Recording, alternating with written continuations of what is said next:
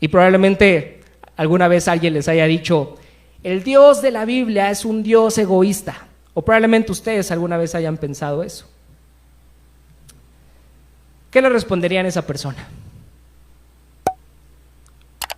Primeramente, esa persona debe de entender que Dios no necesita de nuestra alabanza para seguir siendo Dios. Su gloria y su santidad es algo que existe desde antes de la creación del universo. La verdadera razón por la cual Dios quiere ser el centro de nuestra adoración, primeramente es porque Él lo merece. Él es el creador de todas las cosas y se merece nuestra adoración.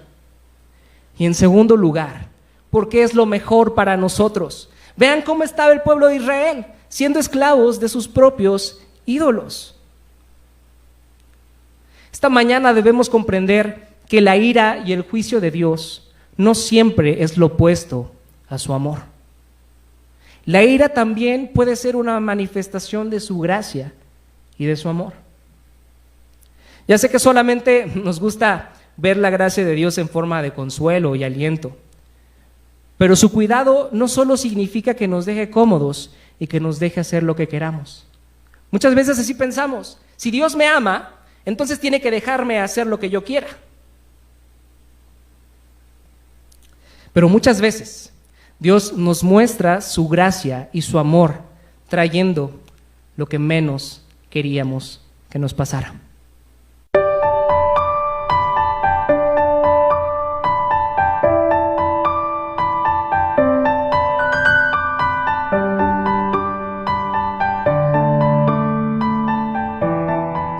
Continuar con nuestra serie en el libro de Jueces, la cual hemos titulado Líderes, Tragedia y Gracia.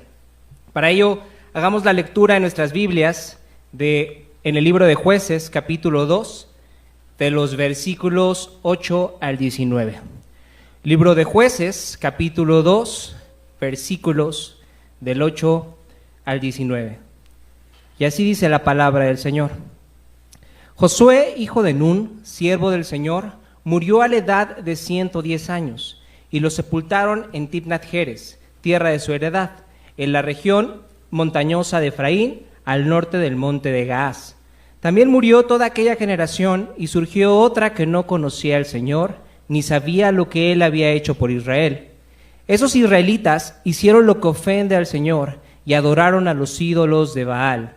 Abandonaron al Señor, Dios de sus padres, que los había sacado de Egipto, y siguieron a otros dioses, dioses de los pueblos que los rodeaban, y los adoraron, provocando así la ira del Señor. Abandonaron al Señor y adoraron a Baal y a las imágenes de Astarte. Entonces el Señor se enfureció contra los israelitas y los entregó en manos de invasores que los saquearon.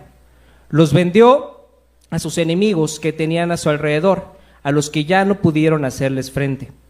Cada vez que los israelitas salían a combatir, la mano del Señor estaba en contra de ellos para su mal, tal como el Señor se lo había dicho y jurado. Así llegaron a verse muy angustiados. Entonces el Señor hizo surgir caudillos que los libraron del poder de sus invasores, pero tampoco escucharon a esos caudillos, sino que se prostituyeron al entregarse a otros dioses y adorarlos.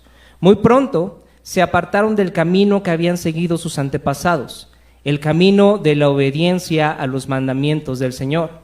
Cada vez que el Señor levantaba entre ellos un caudillo, estaba con él. Mientras ese caudillo vivía, los libraba del poder de sus enemigos, porque el Señor se compadecía de ellos al oírlos gemir por causa de quienes los oprimían y afligían. Pero cuando el caudillo moría, ellos volvían a corromperse aún más que sus antepasados, pues se iban tras otros dioses, a los que servían y adoraban. De este modo se negaban a abandonar sus malvadas costumbres y su obstinada conducta. Algunas personas al leer estos versículos no podemos dejar de sentir cierto enojo y desilusión hacia el pueblo de Israel. Nos fastidia cuando leemos acerca de su idolatría y pensamos cosas como, son unos tontos. Cómo después de que vieron todos los milagros y las maravillas que Dios les había hecho, seguían siendo tan necios. Otros pueden decir, ojalá yo hubiera vivido en ese tiempo. Si con mis propios ojos hubiera visto cómo Moisés abría el mar rojo, jamás hubiera dudado del Señor. ¿No es curioso que sintamos una aversión tan grande hacia las personas que más se nos parecen? Las personas que conformaban el pueblo de Israel eran personas tal cual somos nosotros, y sus hechos fueron escritos para servirnos de ejemplo e instrucción sobre los errores que no debemos cometer. Tal vez alguna vez te has preguntado, ¿por qué un día pareces un supercristiano y al otro día ya no sabes qué creer? ¿Por qué, por más que lo intentas, no puedes dejar algunos pecados? ¿Por qué no sentimos el mismo gozo cuando reflexionamos acerca del Evangelio que cuando vemos nuestra cuenta bancaria cada quincena? ¿Por qué muchas veces servir a Dios nos parece más una carga? En la vida del pueblo de Israel había un ciclo repetitivo, pero que nos muestra mucho acerca de nosotros. Y en su gracia Dios recopiló todas esas historias para que nosotros las apreciemos y corramos a la gracia que Dios nos ha ofrecido en Cristo. De eso estaremos reflexionando el día de hoy, y el título del mensaje es Un ciclo sin fin, el cual he dividido en los siguientes 3 puntos. Número 1, una generación. Número 2, una rebelión. Y punto número 3, un amor infalible. Una generación, una rebelión y un amor infalible. Una generación. Leamos de nuevo lo que dice el versículo 8 de Jueces 2. Josué, hijo de Nun, siervo del Señor, murió a la edad de 110 años y lo sepultaron en Timnat-Heres, tierra de su heredad, en la región montañosa de Efraín, al norte del monte de Gaas. El libro de Jueces cuenta con un prólogo bastante largo, del cual el capítulo 2 forma parte. En este capítulo 2 el autor nos ofrece una segunda introducción, en la cual resume en unas cuantas líneas un ciclo que se repite una y otra vez y que estaremos viendo en las historias que reflexionaremos las siguientes semanas. Esta segunda introducción, al igual que la primera, comienza hablándonos acerca de Josué. Josué fue un guerrero poderoso, un líder militar que guió al pueblo de Israel a la conquista de la tierra prometida y consiguió muchas batallas contra los países que habitaban esos territorios. Josué vivió una vida sirviendo al Señor y siendo un ejemplo de fe en Dios. Y a diferencia de sus antecesores, los anteriores líderes de Israel, desde José hasta Moisés, Josué tuvo el privilegio de morir y ser sepultado en la tierra que había pedido como herencia, en Timnat-Heres. Después de su muerte, la generación que había visto las grandes obras del Señor siguió sirviendo a Dios, pero como hemos visto en sermones pasados, lo hicieron de una manera poco entusiasta e incompleta. Como consecuencia de esta desidia del pueblo de Israel, tanto ellos como sus hijos se dieron a la tentación de poner su confianza en los ídolos de las naciones vecinas. Vean lo que dice el versículo 10. También murió toda aquella generación y surgió otra que no conocía al Señor ni sabía lo que Él había hecho por Israel. Esos israelitas hicieron lo que ofende al Señor y adoraron a los ídolos de Baal. Al leer estos versículos, me pregunté si realmente los israelitas jamás habían escuchado acerca del Señor. ¿Ustedes creen que ellos nunca escucharon de cómo Dios liberó al pueblo de Israel de la gran esclavitud en Egipto? ¿Ustedes creen que ellos jamás habían celebrado anteriormente una Pascua? ¿O que jamás escucharon la gran historia de la caída de los muros de Jericó? Por supuesto que no. Claro que ellos sabían todo eso. Crecieron escuchando todas esas historias, solo que esas verdades ya no eran relevantes ni preciosas para ellos. Ya no tenían un significado especial y por lo tanto ya no se sentían conmovidos ni las tenían presentes. ¿De quién es la culpa de esta gran tragedia? ¿Cómo es que solamente una generación bastó para que el pueblo de Israel se olvidara de quién era su Señor, de las grandes maravillas que había hecho por ellos? ¿Cómo una generación bastó para eso? Probablemente ustedes, al igual que yo, identifiquen como los grandes culpables a los padres de esta generación, pero no completamente. Déjenme me explico. Primeramente, debemos entender que la Biblia nos habla claramente que es la voluntad de Dios que los padres asuman la responsabilidad de enseñar a sus hijos lo que Dios ha revelado sobre sí mismo. Sé que hay muchos padres que les gustaría que existiera un libro con los 5 pasos para educar a sus hijos y que todo fuera tan sencillo como seguir esos 5 pasos, como una receta, y entonces lograr que tus hijos sean unos buenos cristianos y que nunca pecaran. Pero lamentablemente ese libro no existe. Lo más cercano que podrán encontrar es lo que dice Deuteronomio 6. Aquí encontramos una porción de la ley dada por Dios a Israel, donde se explica a los padres cómo deben formar a sus hijos. Vean lo que dice Deuteronomio 6, versículo 4. Escucha, Israel, el Señor nuestro Dios es el único Señor. Ama al Señor tu Dios con todo tu corazón y con toda tu alma y con todas tus fuerzas. Este es el mandamiento más importante, pero no solo para el pueblo de Israel y no solo para los que son padres, sino para toda la humanidad. Jesús mismo nos enseñó que este era el primer y el gran mandamiento. Pero al igual que el pueblo judío sabía, y quiero que ustedes lo sepan esta mañana, sabían perfectamente qué seguía después de este gran texto. Versículo 6. Grábate en el corazón estas palabras que hoy te mando. Incúlcaselas continuamente a tus hijos. Háblales de ellas cuando estés en tu casa y cuando vayas por el camino, cuando te acuestes y cuando te levantes. Átalas a tus manos como un signo. Llévalas en tu frente como una marca. Escríbelas en los postes de tu casa y en los portones de tus ciudades. En estos versículos podemos ver claramente que la voluntad de Dios no es solamente que le amemos, sino que aquellos que son padres puedan inculcar con ese amor a sus hijos. Probablemente alguna vez han escuchado una frase famosa de Albert Einstein. Tiene muchas frases famosas, pero probablemente alguna vez han escuchado esta. Educar con el ejemplo no es una forma de educar, es la única. Y en este aspecto estoy de acuerdo con él.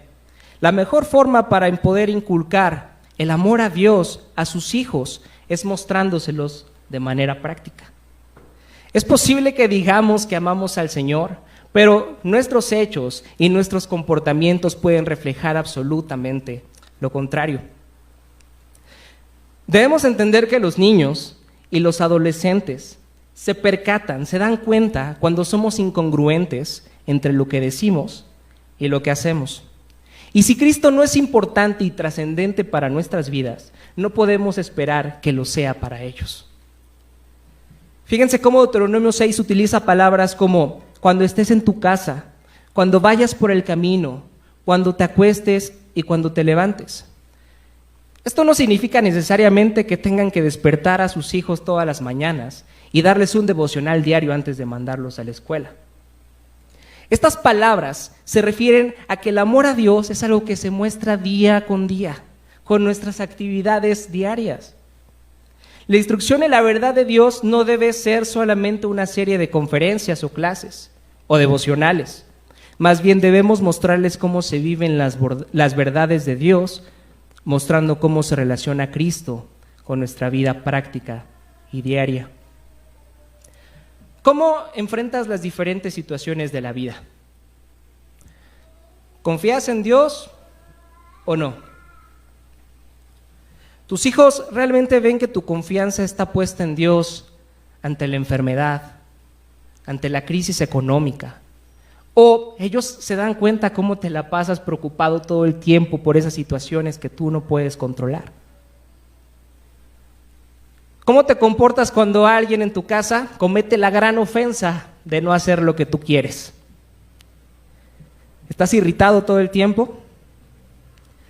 ¿O en verdad comprendes el perdón que se te ha sido ofrecido en Cristo y das y recibes ese perdón? ¿Cómo les va con el chisme? ¿Acaso sus hijos se la pasan escuchando cómo hablan mal y critican a otras personas? ¿La gracia del Señor es algo que solamente sabes o es algo que en verdad vives? Tenemos que hacernos esa pregunta. Ahora vean el versículo 8, cuando dice frases como atar las palabras en nuestras manos y llevarlas como una marca en la frente. Dios no espera que interpretemos estas palabras en un sentido literal. Estas palabras tienen un significado simbólico. Nuestras manos representan lo que hacemos. Y nuestra frente, lo que pensamos. El amor al Señor es algo que tiene que reflejarse con nuestras acciones y con nuestros pensamientos.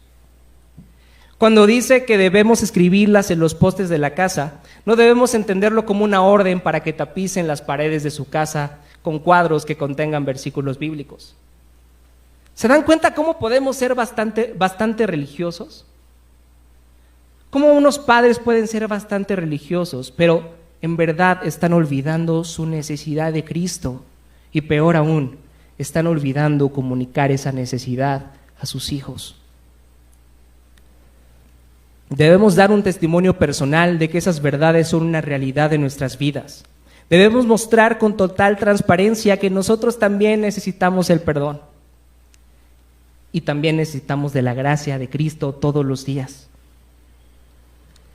Ahora, quiero que comprendan que Deuteronomio 6 no es una técnica infalible, que si ustedes siguen lo que dice el versículo, van a conseguir que sus hijos sean creyentes. Desde luego, los padres son parcialmente culpables de que los hijos se alejen, pero también deben de entender que entran en juego las propias preferencias de sus hijos y sus voluntades. Esta es otra área más para poner nuestra confianza en el Señor. Tal vez piensen que si instruyen a sus hijos en la doctrina verdadera o si los obligan a servir en la iglesia, están haciendo todo lo que esté en sus manos. Pero deben entender que los niños no solamente se desaniman con un mal ejemplo, también se desaniman cuando no pueden hablar con sus padres ni ser transparentes con ellos de temas que son relevantes para su vida. A veces a los padres les da temor hablar de temas que son relevantes en la vida de sus hijos, como la sexualidad. Piensan ingenuamente que si omiten hablar acerca de eso, sus hijos nunca se enterarán. Pero los mejores maestros que tendrán alguna vez sus hijos son mamá y papá. Y si omiten darles consejo en las áreas importantes de su vida, alguien más lo hará. Esto también aplica en mostrarles la importancia que Jesús tiene en nuestras vidas. Si ellos no se percatan de que Cristo es importante y emocionante para nosotros, alguien más llegará y les mostrará que una vida sin Cristo también es emocionante. No enseñar el valor infinito de Cristo es enseñar que Él es insignificante. No enseñar el valor infinito de Cristo les da un mensaje muy grande a sus hijos. Les dice que Él es insignificante. El día de hoy vivimos en una sociedad poscristiana que ya no conoce al Señor. Hace algunos años era difícil encontrar alguna persona que no creyera en la existencia de Dios. Hoy es un tema que se debate. Hoy para muchas personas la verdad es relativa. Cada quien puede creer lo que más le convenga, lo que mejor le acomode. Y entonces estamos en una sociedad que ya no sabe lo que es un hombre y tampoco sabe lo que es una mujer, o que no sabe lo que es una persona o lo que no lo es. Pero nosotros que somos cristianos sabemos que la verdad es absoluta. Y si ustedes creen en esa verdad, deben demostrarles esa verdad a sus hijos. Al igual que la nueva generación de israelitas que no conocían al Señor, la sociedad en pleno siglo XXI tampoco conoce al Señor. Entonces, Debemos de pensar, debemos de reflexionar que hemos fallado en modelar cómo se vive una fe auténtica y que hemos fallado en discipular a nuestros hijos. Tal vez ustedes podrán decirme esta mañana, pero tú no tienes hijos. Es más fácil decirlo que hacerlo. A ver, ya te quiero ver cuando tengas a tus hijos. Y estoy de acuerdo. Pero quiero dejar claro que este mensaje no es solamente para los padres. Tanto los que no tienen hijos como los solteros tenemos la gran responsabilidad de mostrar a otros jóvenes cómo se vive una vida confiando en Cristo. Qué curioso que el día de hoy, que es el aniversario de la iglesia, estemos hablando de esto. ¿Acaso después de 9 años somos una generación que se ha acostumbrado a escuchar acerca del Evangelio, pero tal vez este ha dejado de ser relevante para nuestras vidas?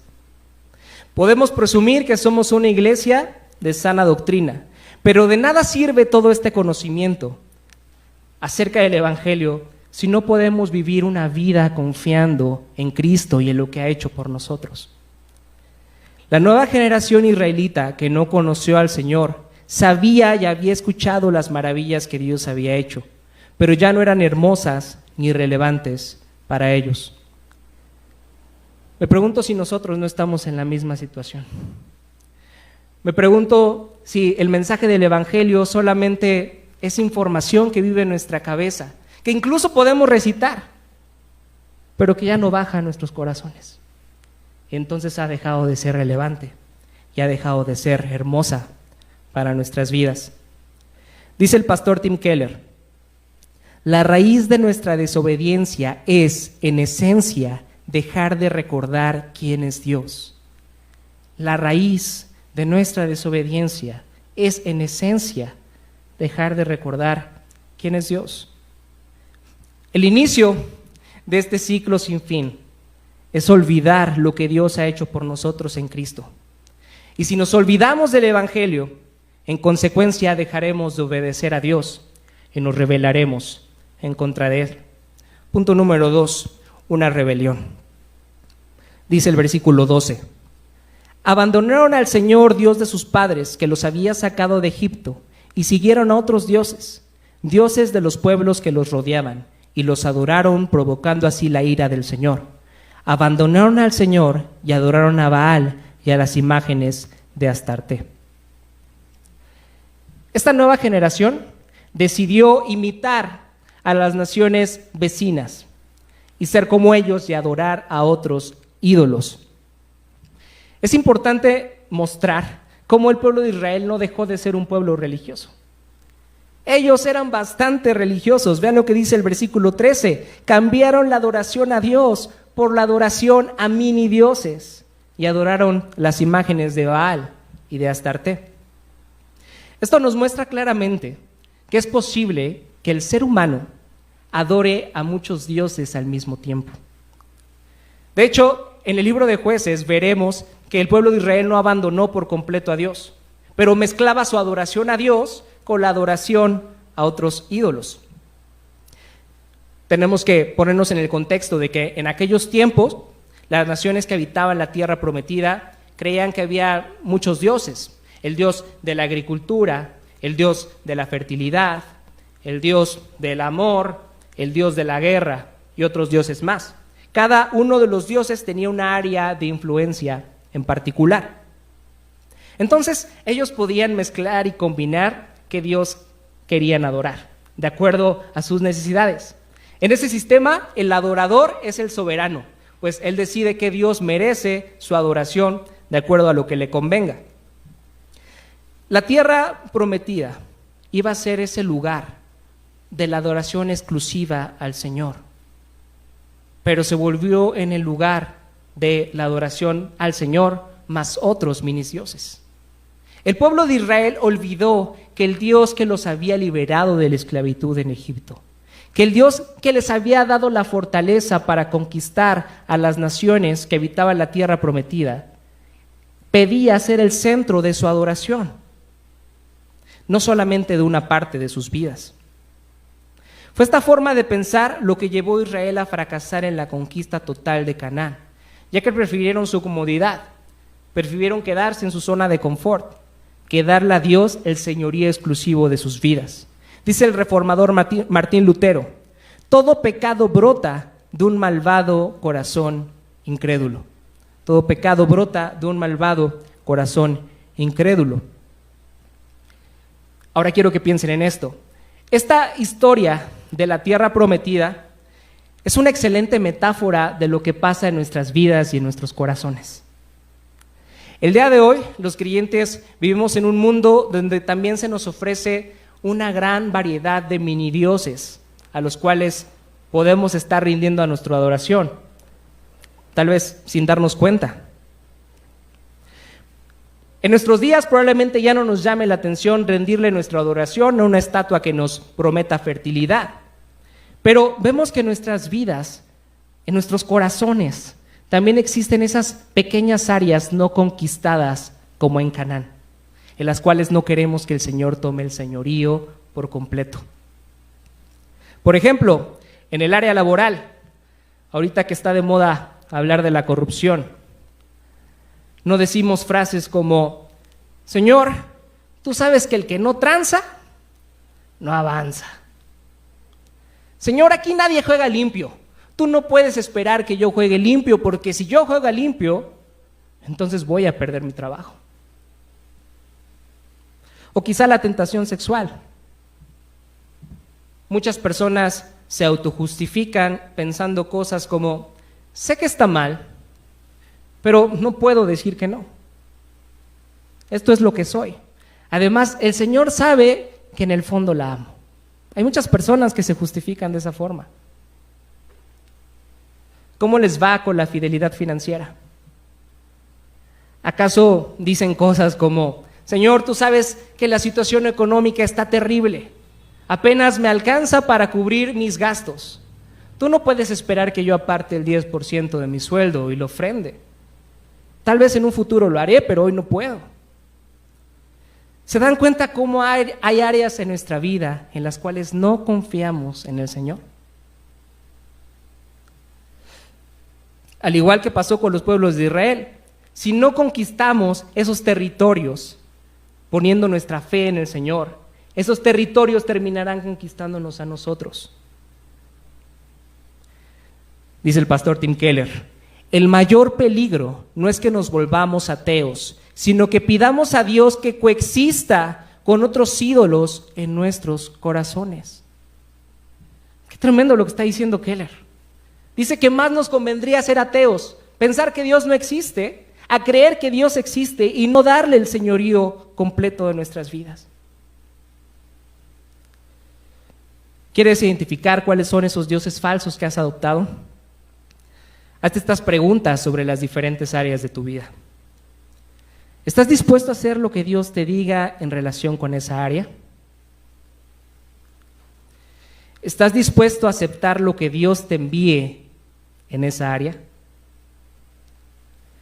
Si tu respuesta es no a cualquiera de estas preguntas, ese es el área de tu corazón, ese es el área de tu vida que has entregado a un Dios falso y que no quieres que Dios conquiste. Dice el versículo 14: entonces el Señor se enfureció contra los israelitas y los entregó en manos de invasores que los saquearon. Los vendió a sus enemigos que tenían a su alrededor, a los que ya no pudieron hacerles frente. ¿No les parece esto una ironía? Estos pueblos que se habían rebelado en contra de Israel son los mismos pueblos cuyos dioses Israel había adoptado para adorar. Tal vez este es el mejor ejemplo de la historia que nos muestra cómo la idolatría nos conduce a la esclavitud. Fíjense cómo funcionan los ídolos. Siempre nos prometen felicidad y libertad. Y a un inicio nos parecen placenteros y divertidos, pero al final siempre terminarán decepcionándonos. Nuestro corazón fue creado para adorar solamente a Dios y encontrar únicamente seguridad y plenitud en su amor. Cualquier otra cosa que pongamos en el lugar de Dios, sea lo que sea, a la larga nos esclavizará. Por ejemplo, el dinero. El dinero nos promete poder y libertad. Pero, ¿qué pasa si dedicamos toda nuestra vida a obtenerlo?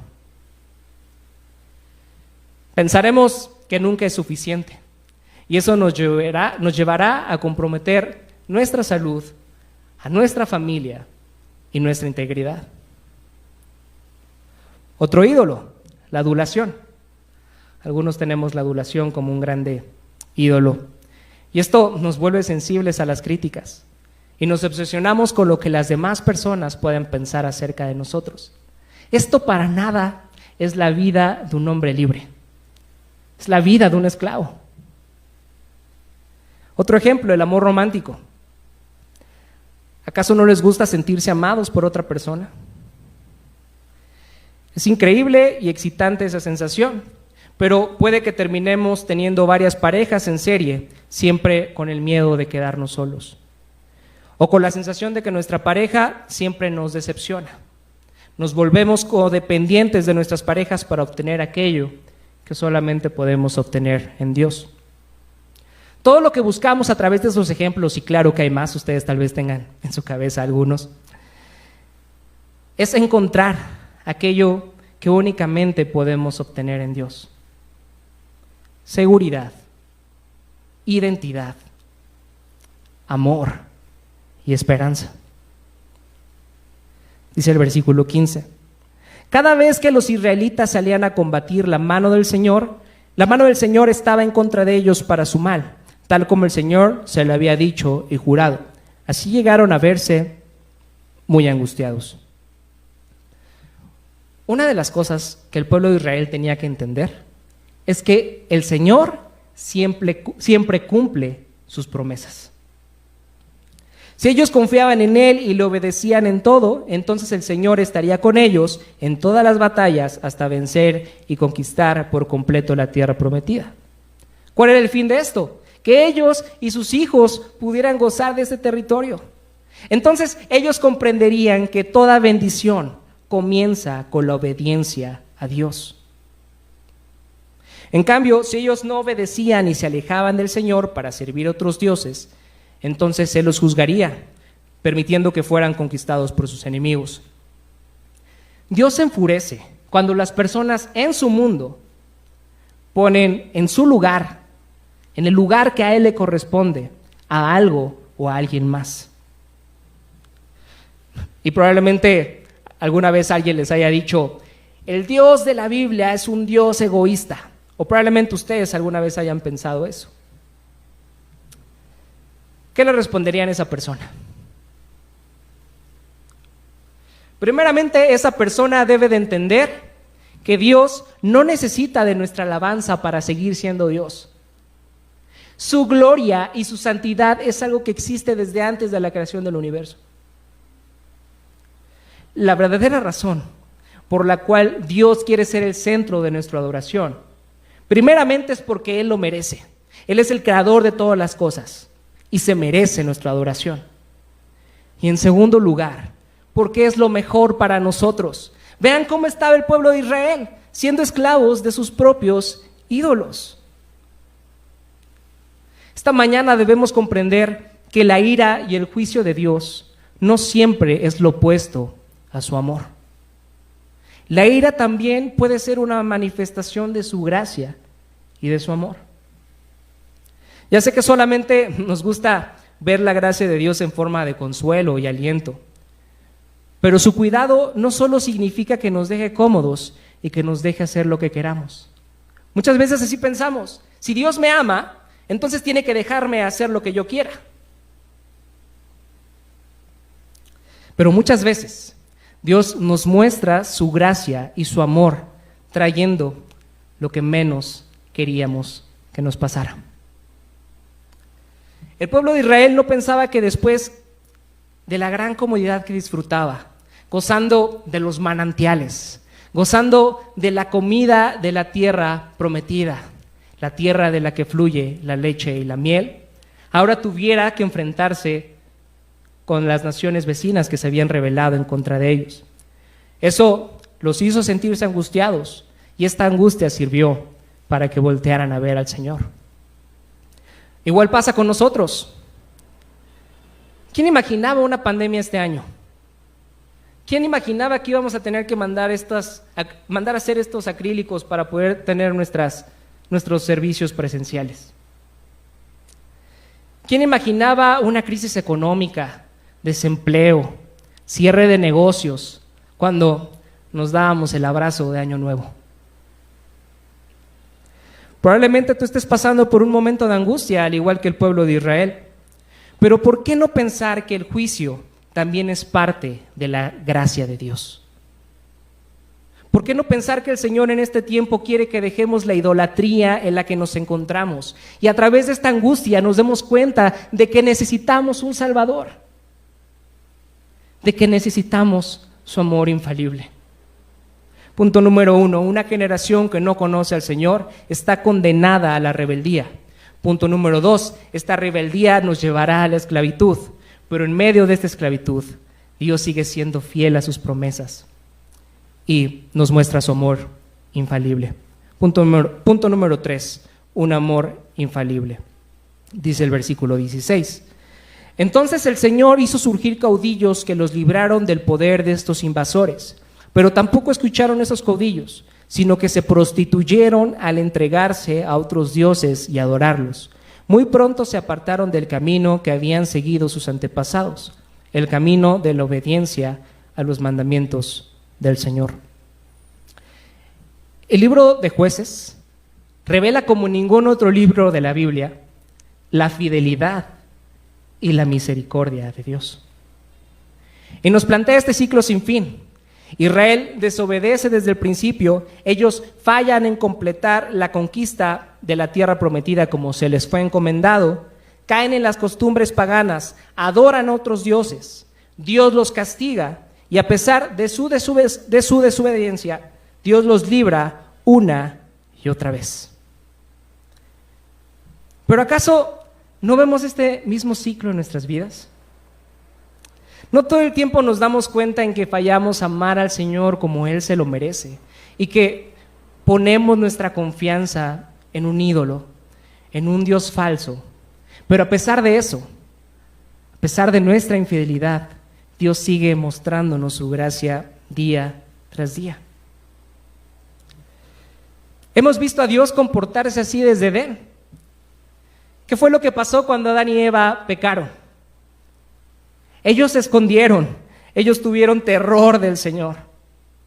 ¿Y qué hizo el Señor? Los buscó, se acercó a ellos, vistió su desnudez, vistió su vergüenza y se puso de su lado. ¿No les parece increíble y a la vez incomprensible que un Dios santo busque a sus criaturas aunque éstas busquen alejarse de Él constantemente? La respuesta es que a pesar de nuestra rebelión, Dios es fiel en cumplir su parte del pacto, a pesar de que nosotros no podamos cumplirla. Vean lo que dice Romanos 3, versículos de 3 al 4. Pero entonces, si a algunos les faltó la fe, ¿acaso su falta de fe anula la fidelidad de Dios? Si ustedes no son fieles, esto anula la fidelidad de Dios. ¿Y cómo responde Pablo? Vean esa respuesta. De ninguna manera. Dios es siempre veraz, aunque el hombre sea un mentiroso. Dios es siempre fiel, aunque nosotros seamos infieles. Y para que podamos comprender mejor la forma en la que el Señor nos ve cuando nos desviamos a adorar otros ídolos, tenemos que ver lo que dice el versículo 17. El Señor nos ve como si nos estuviéramos prostituyendo. Esta es una imagen sorprendente e impactante. Dice el comentarista, las prostitutas son personas cuyas vidas están fuera de control, que están desesperadas y que se están ofreciendo sin obtener a cambio ningún amor ni placer verdadero. Fin de la cita. El uso de la palabra prostituyeron nos revela mucho. Nos dice que cuando servimos a un ídolo, entramos en una relación intensa con Él, donde éste nos usa sin preocuparse por nosotros. Y entonces nos volvemos vulnerables a Él, como sus esclavos. Debemos comprender con esta imagen que Dios no solo quiere que lo conozcamos y lo obedezcamos como los ciudadanos conocen a su rey. No, Él en verdad quiere tener una relación personal con nosotros, una relación tan cercana como la que tiene una esposa con su esposo. Es interesante que en muchas partes de la Biblia veamos que Dios quiere tener una relación con nosotros como en la de un matrimonio. Incluso decimos que la unión de un hombre y una mujer debe de reflejar el Evangelio. Es decir, la forma en la que Dios se ha entregado a nosotros con un amor profundo, íntimo y desinteresado. De esta forma les ama el Señor. Pero Dios describe a su pueblo como una prostituta que está casada. Y hay una referencia en el libro del profeta Oseas que describe de manera perfecta lo que Dios va a hacer por su pueblo. Recordemos que Dios le pidió al profeta Oseas que se casara con una prostituta para que esto sirviera como un símbolo de la forma en la que Dios ama a su pueblo y de lo que va a hacer por ellos. Dice Oseas 3, versículo 1. Me habló una vez más el Señor y me dijo: ve y ama a esa mujer adúltera que es amante de otro. Ámala como ama el Señor a los israelitas, aunque se hayan vuelto a dioses ajenos y se deleiten con las tortas de pasas que les ofrecen. Debemos comprender que el enojo del Señor no se opone a su amor. Es una manifestación de su amor. Es porque Él ama a su pueblo y se preocupa por su relación con ellos, que responde con un enojo justo cuando se apartan de Él y se prostituyen. ¿Cómo reaccionarían si su esposa o su esposo les fuera infiel? Bueno, esa sensación que acaban de sentir les puede ilustrar un poco el enojo que siente el Señor. ¿A ustedes les gustaría que hubiera justicia si alguien les fuera infiel? Bueno, pues el Señor también anhela esa justicia.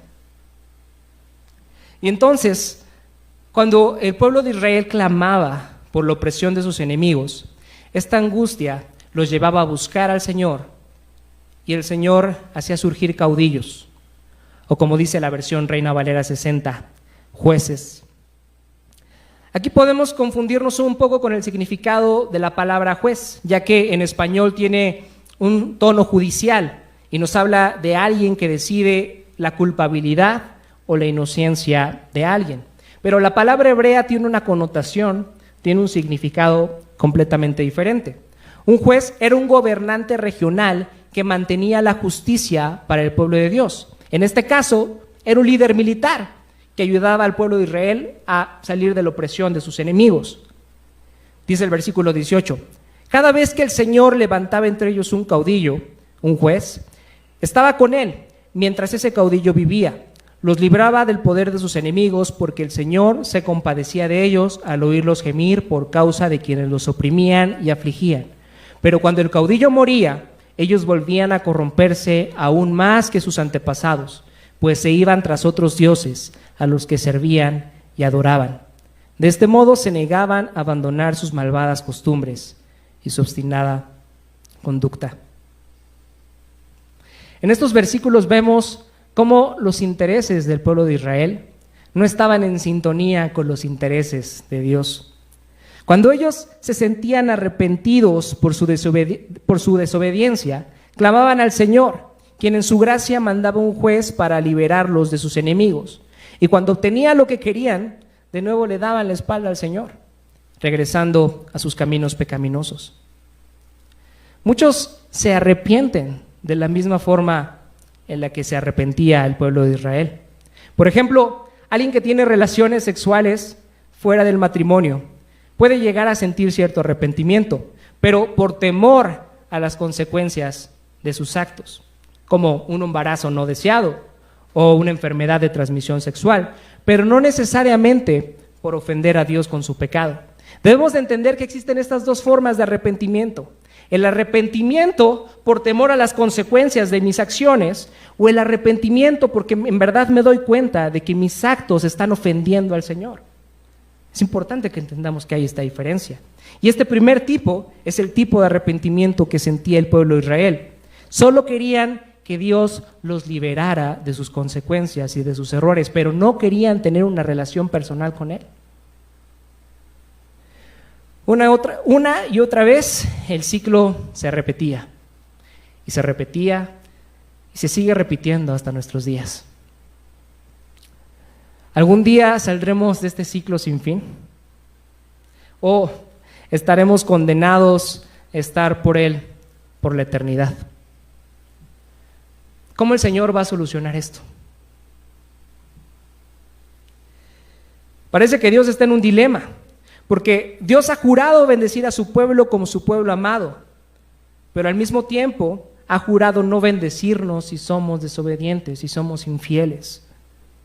Por un lado, Dios es santo y justo y no puede tolerar convivir con el pecado y la maldad. Por otro lado, Dios es amoroso y fiel y no puede soportar perder a su pueblo con el que Él mismo se ha comprometido. Parece que estos jueces no son la respuesta. Ellos morían, estaban corrompidos por el pecado, estaban enfermos con la misma enfermedad que tú y yo, el pecado. Y a lo largo de las diferentes historias que veremos cómo ellos liberaban a su pueblo, pero después eran corrompidos por su pecado y al final morían. Ellos parece ser que no son la solución. Ellos solamente estaban apuntando al verdadero juez, al verdadero Salvador. La respuesta es Cristo. Solo en la cruz es donde esta situación se puede resolver. Fue necesario que Dios mismo se encarnara, que viniera a nuestra miseria para hacerse cargo de nuestras consecuencias. En la cruz sucedió algo que llamamos el glorioso intercambio. Dios puso toda la ira que sentía por su pueblo en la persona de Jesús y al mismo tiempo la vida perfecta de Cristo, su justicia perfecta, fue puesta a nosotros. Un glorioso intercambio. Esta es la única forma en la que podemos salir de este ciclo sin fin. Nosotros somos incapaces de ser fieles al Señor. Necesitamos que alguien tome nuestro lugar y que lo haga por nosotros. En la cruz, Dios derramó su ira sobre su pueblo en la persona de Cristo. Y Él satisfizo tanto la justicia de Dios como su fidelidad. Sin lugar a dudas, un Dios que dio la vida por un pueblo que no le ama, es un Dios en el que podemos confiar cada área de nuestras vidas. Dice Romanos 8:32, el que no escatimó ni a su propio Hijo, sino que lo entregó por todos nosotros, ¿cómo no habrá de darnos generosamente junto con Él todas las cosas? Si Dios se ocupó de nuestros pecados, ciertamente Él puede proveer para cada área de nuestras vidas. Vea nuestra incongruencia. Le confiamos a Dios nuestra salvación eterna, pero no le confiamos nuestra vida diaria.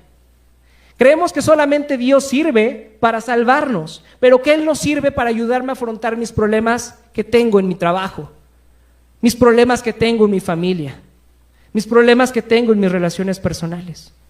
Es una incongruencia. Si Dios se pudo hacer cargo del problema más grande que tenemos, que es nuestro pecado, Él se puede hacer cargo de cualquier área de nuestras vidas. Perder la noción de la verdad de quién es Dios y de lo que ha hecho hará que nuestros corazones se enfríen y nos volvamos inconstantes. Surgió una generación que no conocía al Señor. ¿Nos está sucediendo lo mismo? ¿Sucederá lo mismo con nuestros hijos? Hoy celebramos nuestro 9º aniversario como iglesia y hoy es un excelente día para volver a ir a la cena del Señor y recordar a través de esos elementos del pan y del vino que Dios envió al perfecto juez, al perfecto Salvador, quien se hizo cargo de este ciclo sin fin.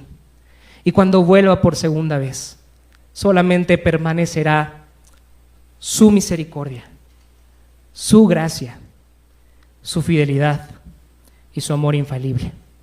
Vamos a orar. Señor, te damos gracias este precioso día que nos permite celebrar un aniversario más. Te damos gracias porque en este día nos recuerdas tu gracia, nos recuerdas tu amor infalible, nos recuerdas que aunque nosotros somos infieles, aunque nosotros no te amamos como deberíamos amarte, tú nos amas con un amor que no podemos describir. Gracias, Señor, por amarnos de esta forma tan especial. Gracias por amarnos de esta forma que no podemos comprender. Padre, perdona nuestra incredulidad, perdona porque siempre ponemos nuestra confianza en algo más que no eres tú. Perdona porque después de todo lo que has hecho en nuestras vidas, seguimos siendo infieles. Padre, ayuda a nuestra incredulidad y que podamos poner nuestra confianza en la obra de Cristo todos los días. Que siempre recordemos que esa vida perfecta, que esa muerte y que esa resurrección nos ha reconciliado contigo, aunque nosotros no queremos reconciliarnos contigo. Sigue cambiando nuestro corazón de piedra, Señor. Síguelo transformando en un corazón de carne que sea capaz de amarte, que sea capaz de rendirte la adoración que tú mereces, Señor. En este 9º aniversario, esta es nuestra petición. Te bendecimos en el nombre precioso de tu Hijo Jesús. Amén.